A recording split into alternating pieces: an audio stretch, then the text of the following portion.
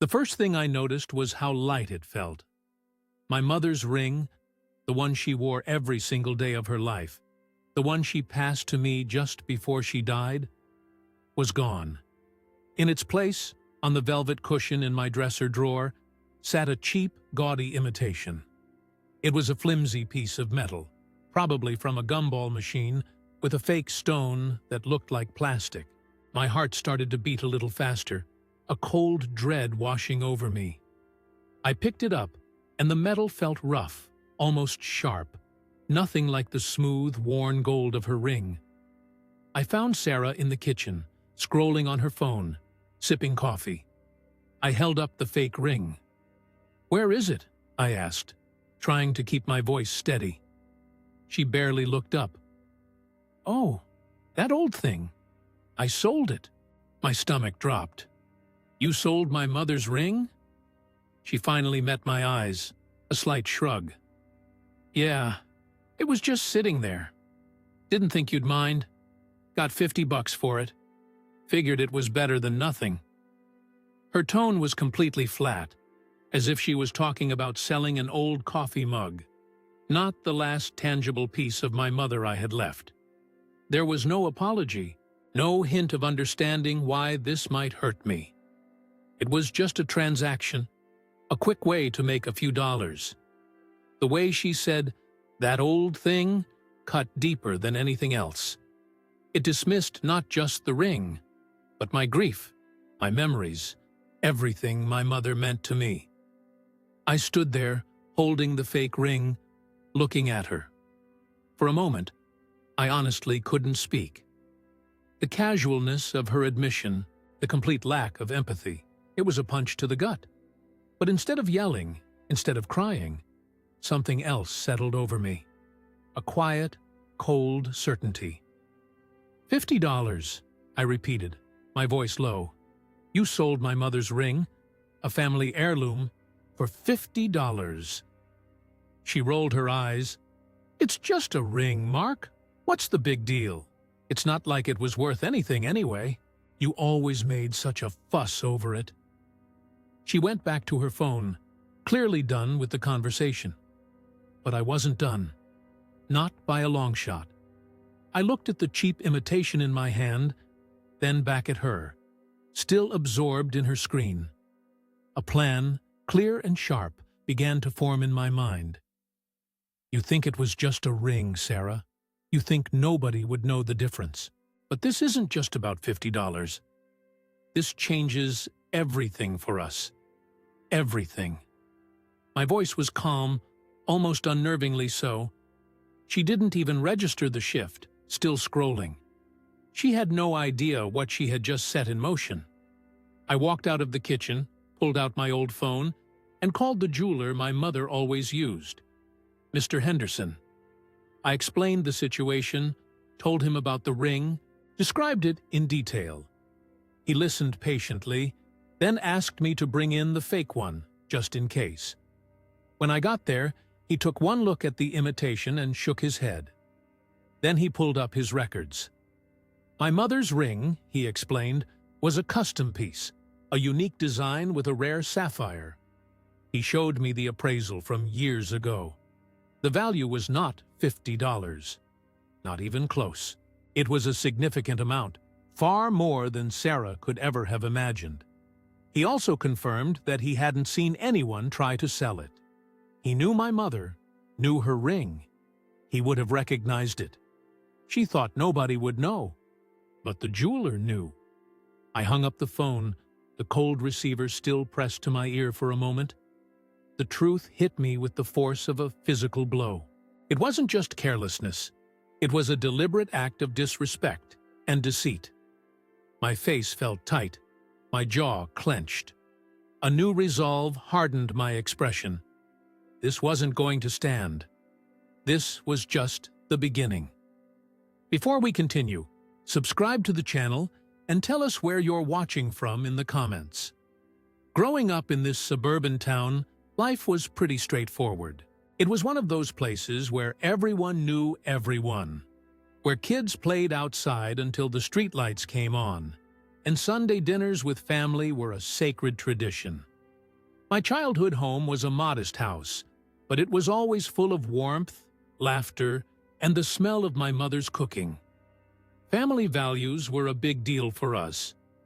My parents always taught me and my sister about respect, not just for people, but for the things that held special meaning.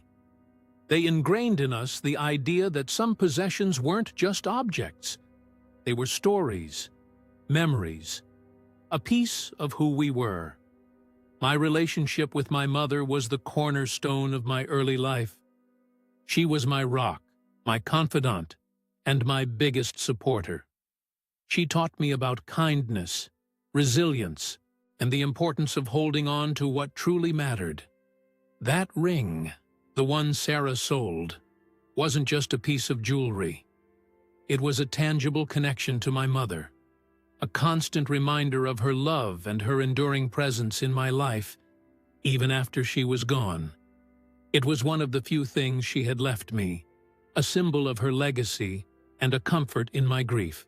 I guess you could say I'm a sentimental person, maybe even a little vulnerable when it comes to things tied to my family history. I cherish these heirlooms, not for their monetary value, but for the stories they tell and the love they represent. They're a link to my past, a way to keep those I've lost close to me. Then Sarah came into my life. She was beautiful, vibrant, and incredibly charming. She had this way of making me feel like I was the only person in the room, and she seemed to genuinely laugh at all my jokes. We met at a mutual friend's barbecue, and she just swept me off my feet. At first, she seemed to fit perfectly into my world. She listened intently when I spoke about my family, nodding understandingly when I mentioned how much I missed my mother. She even admired the ring, or so I thought, commenting on its beauty and unique design. She presented herself as someone who valued family and tradition, just like me. I was at a point in my life where I really wanted to build a stable, loving family of my own. After losing my mother, the idea of having a partner who understood the importance of connection and shared values was incredibly appealing. Sarah, with her apparent warmth and enthusiasm, seemed to be that person. She talked about wanting a home, children, and a life filled with shared dreams. She painted a picture of a future that resonated deeply with my own desires. I fell for her, hard. I genuinely believed she was everything I had been looking for, someone who would cherish the same things I did, someone who would understand the quiet strength of sentimentality. Looking back, I realize now how much I projected my hopes and dreams onto her. My desire for a loving, stable family was so strong, and Sarah seemed to embody that dream. She was charismatic, articulate, and knew how to make a good impression. She charmed my friends, made my father smile, and quickly became an integral part of my life.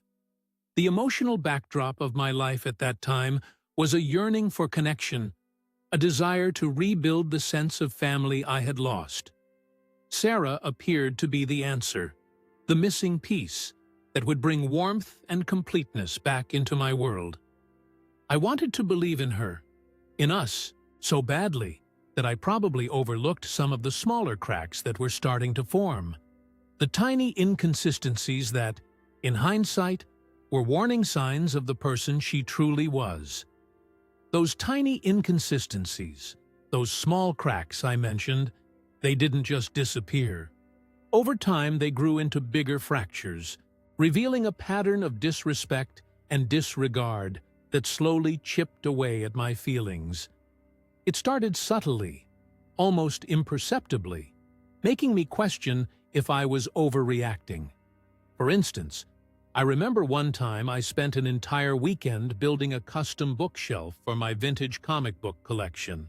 I was really proud of it, and it meant a lot to me to keep those comics in good condition. Sarah came home, glanced at it, and said, "Oh, that's nice, but don't you think it takes up too much space? We could really use that wall for a bigger TV." It wasn't just about the TV, it was the way she dismissed my effort, my passion, as if my hobbies were just clutter in her space. There were also the broken promises. Early in our marriage, we agreed to save up for a down payment on a small cabin upstate, a place where we could escape the city and spend weekends. We even had a joint savings account specifically for it. I diligently put money in every month, excited about our future retreat. Then, one day, I noticed a significant chunk of money missing. When I asked Sarah about it, she casually admitted she'd used it for a much-needed shopping spree and a weekend trip with her friends. "It was an emergency," she'd said. "I deserved it." The cabin dream was put on hold, and my trust in our shared goals took a hit. It wasn't the money itself that hurt the most, but the unilateral decision, the complete disregard for our agreement and my feelings. The veiled humiliations were perhaps the most insidious. They were never direct insults, but cutting remarks disguised as jokes or helpful observations. At a dinner party with friends, if I shared an opinion on politics or a movie, she'd often interject with a sarcastic, "Oh, he thinks he's an expert now," or, "Honey, remember what happened last time you tried to fix something?" The laughter that followed always felt like it was at my expense, leaving me feeling small and foolish. She had a knack for finding my insecurities and poking at them, especially in front of others. I'd try to laugh along, to pretend it didn't bother me, but each time it chipped away a little more at my confidence. Manipulation was another recurring theme. Sarah was incredibly skilled at twisting situations to her advantage. If we had an argument, no matter how clearly she was in the wrong, she would inevitably turn it around, making me feel like I was the unreasonable one, the one who caused the problem. She'd cry, or get angry, or simply shut down until I apologized, even when I had nothing to apologize for. I remember once I confronted her about always being late, which was a constant source of stress for me. She responded by saying, "Well, if you weren't so demanding about being on time, I wouldn't feel so rushed and stressed. So it's really your fault I'm late." It left me bewildered, wondering if I was truly the problem. These moments of injustice were frequent. Her desires always seemed to take precedence. If I had plans with my friends, she'd suddenly need me for something urgent, something that couldn't wait, effectively sabotaging my plans without ever directly saying no. Or she'd volunteer me for tasks without asking, committing my time and energy to things I had no interest in.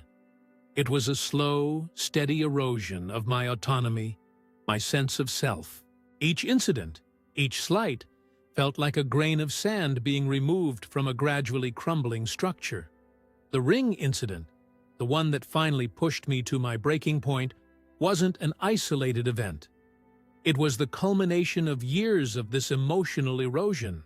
It was the final straw in a long series of moments where my feelings, my possessions, and my very identity were devalued and disrespected.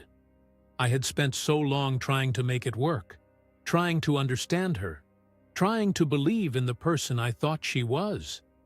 But the truth was, the person she truly was had been showing herself to me for a very long time, and I had just been too blinded by my own hopes to see it clearly.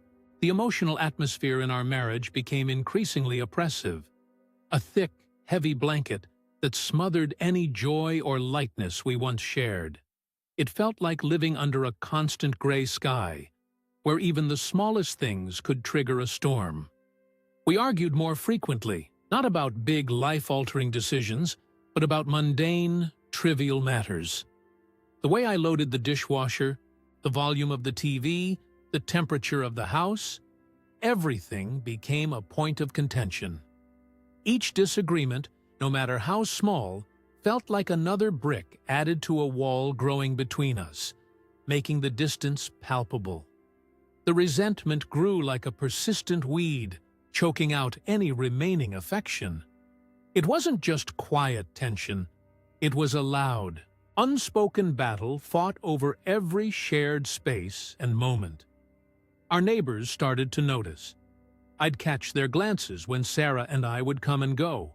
Their smiles often a little too quick, a little too forced. Sometimes, at community barbecues or block parties, I'd overhear hushed conversations that would stop abruptly when I walked by. It was the kind of subtle judgment that pricks at your conscience, making you feel exposed and vulnerable. Relatives, too, began to tread carefully. My aunt, usually so direct, would ask vague questions about how things were going, her eyes filled with a concern she didn't voice. These social pressures added another layer to my burden. I felt like I was constantly performing, trying to maintain an illusion of normalcy for the outside world, while inside, everything was crumbling. The effort of keeping up appearances was exhausting, making the internal struggle even heavier. Sarah's behavior, meanwhile, seemed to worsen with each passing day. Her selfishness became more pronounced, her insensitivity more blatant. She'd make plans without consulting me, spend money without a second thought for our budget, and dismiss my feelings with a wave of her hand. There was one time I was really struggling with a project at work, feeling stressed and overwhelmed. I came home hoping for some understanding, maybe just a listening ear. Instead, she was upset because I hadn't picked up her dry cleaning, launching into a tirade about how I never helped her with anything. My emotional state simply wasn't on her radar. It was as if she existed in her own world, and my emotional needs were an inconvenience, an irritating distraction from her own desires.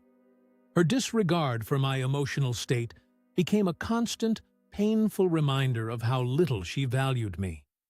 I started to feel completely trapped, utterly isolated within my own home. It was a suffocating feeling, like being underwater and unable to reach the surface for air. The person I had vowed to spend my life with, the one who was supposed to be my partner, felt like a stranger, or worse, an adversary.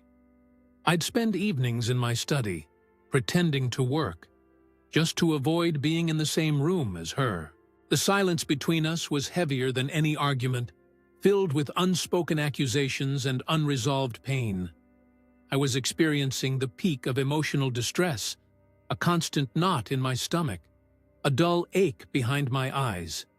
Sleep became a luxury, often interrupted by restless nights spent replaying conversations, dissecting past events, and wondering where it all went wrong. I felt like I was suffocating slowly but surely, with no clear way out. This was the lowest point, the moment right before something had to give. The pressure had built to an unbearable level, pushing me to the very edge of what I could endure. I knew, deep down, that a breakthrough, or a breakdown, was inevitable. The pressure did break, but not in the way I expected. It was a pivotal event, a turning point that completely altered the narrative trajectory of my life. When the jeweler called me back, his voice was measured, professional, but what he said hit me like a physical blow. He had done a more detailed appraisal, a deeper dive into the ring's history and composition. He explained that the ring wasn't just a simple gold band with a few diamonds. It was an antique piece, a true family heirloom, likely passed down through generations. The diamonds, he confirmed, were of exceptional clarity and cut, far superior to what one typically sees. But the real kicker was the main stone, a rare, untreated sapphire, specifically a Kashmir Sapphire. He detailed its color, its velvety texture, and its origin, explaining how incredibly sought after these sapphires are. He talked about its unique inclusions, like tiny fingerprints, proving its authenticity and rarity. He said that a ring like that, with such a significant Kashmir sapphire, wasn't just valuable, it was an investment piece, a museum-quality item. He gave me a figure, a monetary value that made my head spin. It wasn't just a few $1,000s, It was in the high six figures. He then added that its sentimental value, given its age and probable family history, was, of course, immeasurable. My jaw probably hit the floor. Sarah had told me she sold it for $50. 50. The difference was so vast, so utterly unbelievable, that it immediately clicked. This wasn't just thoughtlessness. It was a deliberate, deceitful betrayal. $50 was an insult, a lie designed to belittle the ring and, by extension, my mother's memory. She hadn't just made a mistake. She had actively, knowingly, tried to erase something precious, and then lied about it in the most brazen way possible. The casual dismissal of its value, the flippant way she had spoken about it, now made perfect, terrible sense. It was all a performance, a cover-up. When I confronted her, the typical pattern of gaslighting and minimization started. She tried to say I was overreacting, that it was just an old ring, that the jeweler was probably trying to scam me. She claimed she didn't know anything about rare sapphires or antique pieces. How was I supposed to know? She'd shriek, her voice rising in pitch. It just looked like an old, ugly ring. But her eyes, though, they told a different story. There was a flicker of something, a quick, darting glance that spoke of guilt, of being caught. She tried to turn it around on me, saying I was obsessed with material things, that I cared more about a ring than I did about her. She even tried to cry, but the tears felt fake, forced, and completely transparent this time. Her attempts to minimize the situation only made her deception clearer, solidifying my decision. This devastating revelation, however, also brought an unexpected opportunity. The jeweler, hearing the full story, expressed shock and empathy. He mentioned that such a piece, if sold under false pretenses, could potentially involve legal issues for the buyer, depending on how it was handled. He then, almost as an aside, suggested I speak to a lawyer specializing in marital assets and fraud.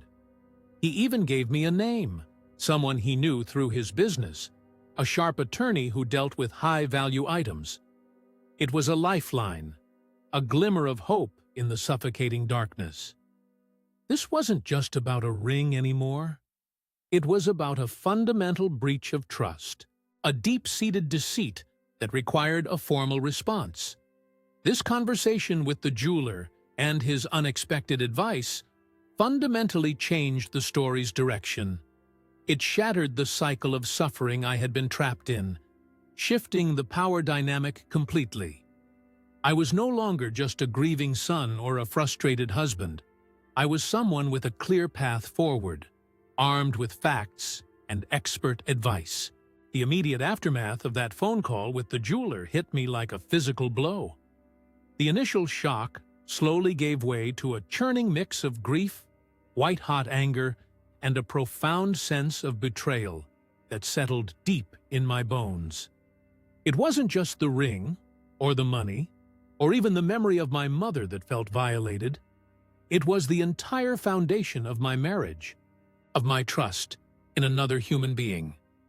Everything I thought I knew about Sarah, about us, crumbled into dust.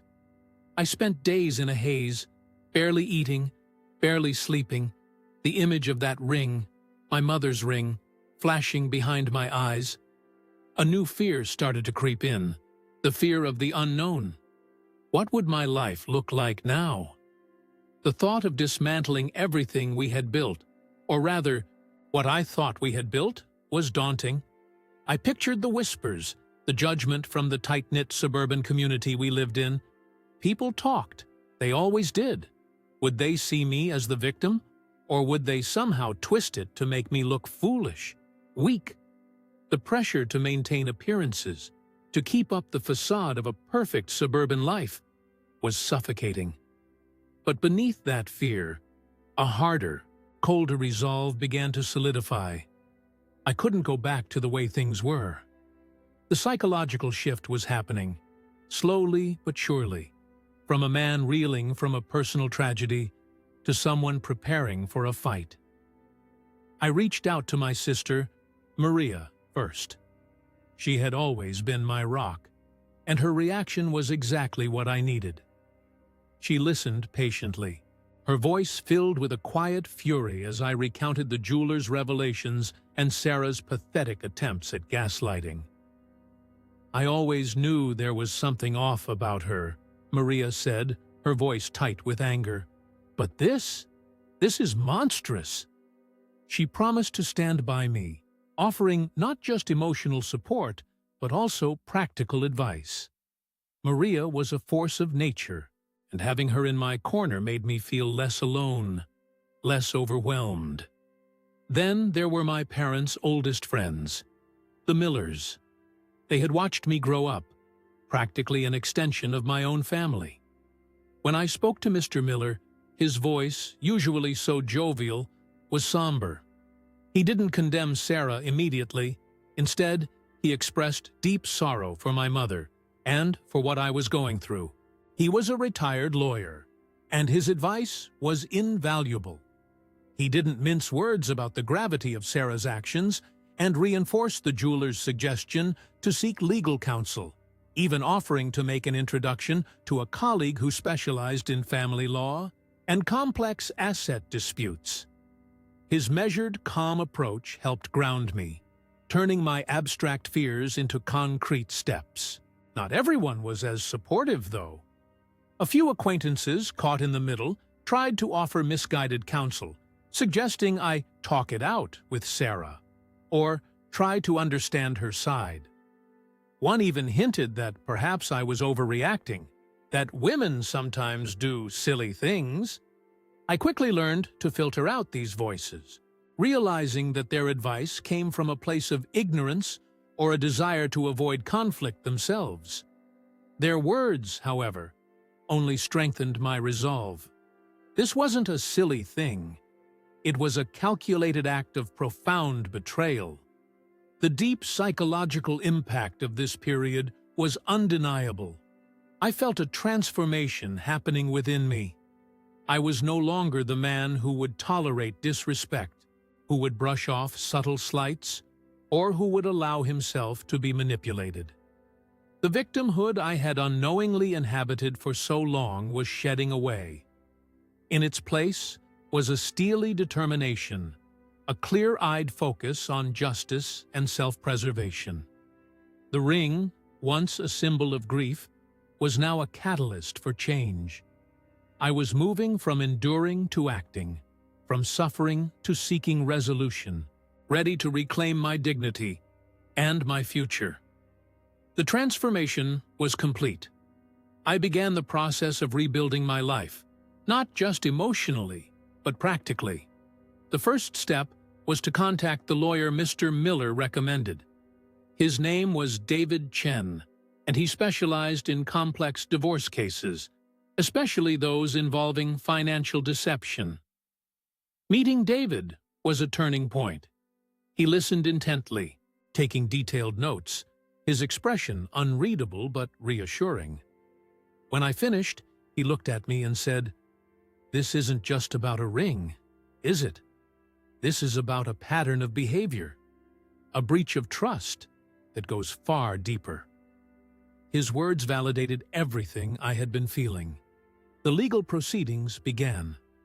David advised me to file for divorce on grounds of irreconcilable differences, but also to pursue financial restitution for the value of the ring. He explained that while proving Sarah's malicious intent might be difficult in a criminal court, in a civil divorce proceeding, her actions could be presented as gross financial mismanagement and a clear disregard for marital assets. We compiled all the evidence, the jeweler's original appraisal, the second appraisal confirming the ring's value, Sarah's own admission of selling it for $50, and even a detailed account of her past financial irresponsibility within our marriage. Sarah's reaction to the divorce papers was a mixture of disbelief and fury. She tried to play the victim, contacting mutual friends and painting me as a heartless husband who was abandoning her over a trinket. But the story of the $50 sale of a priceless family heirloom had already spread, amplified by the initial shock and disbelief of our community. The social repercussions for her were swift and brutal. Many friends, especially those who knew my mother, distanced themselves, even her own family, after hearing the full extent of the deception and the ring's true value, expressed their disappointment. Her carefully constructed facade of the charming, slightly ditzy wife crumbled, revealing a manipulative and self-serving individual. In court, Sarah attempted to deny the ring's true value, claiming she genuinely believed it was costume jewelry. But the jeweler's testimony, backed by irrefutable documentation, dismantled her defense. She tried to argue that it was her right to sell what she considered her property, but David expertly countered, highlighting the ring's status as a family heirloom, a gift, and a significant marital asset. The judge, clearly unimpressed by her evasiveness, ruled in my favor. The settlement awarded me a significant portion of our shared assets, far more than the ring's value, as compensation for her deceit and the emotional distress she caused. It was a clear message. Her actions had consequences. The divorce was finalized 6 months later. Sarah walked away with far less than she had anticipated, her reputation in tatters, and her social circle significantly diminished. She had lost the marriage, the house, and the respect of almost everyone who knew us. Her ultimate consequence wasn't just financial. It was a profound loss of standing and credibility. For me, the resolution was satisfying, not because of revenge, but because of justice. I wasn't seeking to punish Sarah for the sake of it, but to reclaim what was rightfully mine and to protect myself from further harm. The ring itself was gone, likely melted down, but its memory remained, now transformed from a symbol of grief and betrayal into a catalyst for my own liberation. I reflected on the journey. It had been painful, emotionally draining, and at times I felt completely broken. But through it all, I learned invaluable lessons about trust, about self-worth, and about the true meaning of family heirlooms. They weren't just objects. They were stories, legacies, connections to the past that deserved respect and protection. I had reclaimed my dignity, asserted my boundaries, and found a newfound peace and strength within myself. The suburban house where Sarah and I had lived was sold, and I moved to a smaller place, closer to my sister. The past was behind me, and I was finally ready to build a future. One built on authenticity, respect, and genuine connection.